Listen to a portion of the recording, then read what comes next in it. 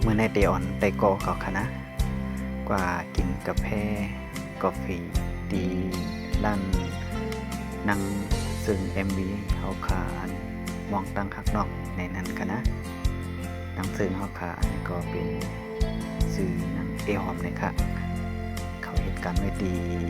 ลั่นกาแฟแครอทเนี่ยนะมาครับ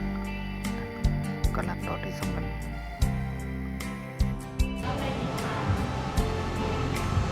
มาที่ร้าน กินกาแฟใช่ไหมคะ ใช่ครับตอนนี้มากินกาแฟ เป็นชาแบบว่าเป็นแบบโกโก้อะไรดูไหมคะ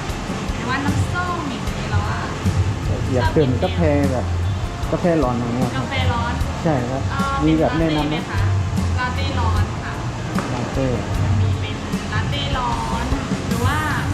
เป็นชาร้อนก็ได้ ครับ หรือว่าคาราเมลร้อนก็ได้ เผ็ดคาปูคาปูก็มี คาปูร้อนก็มีค่ะเย็นก็มี เอาคาปูร้อน คาปูร้อน ครับ ก็เป็นยาทานดี มองมองวันแลมองตกเทิบสื่อยามข้าวยามเลยคงเป็นเสือสาหลับตาอยู่ก็มองเคยหันสู่เหมือนตาอยู่ก็มองเคยหันสู่มองวันมองขึ้นมองขึ้นมองวันมองตั้งหักน้องมองสื่อสมหูถึง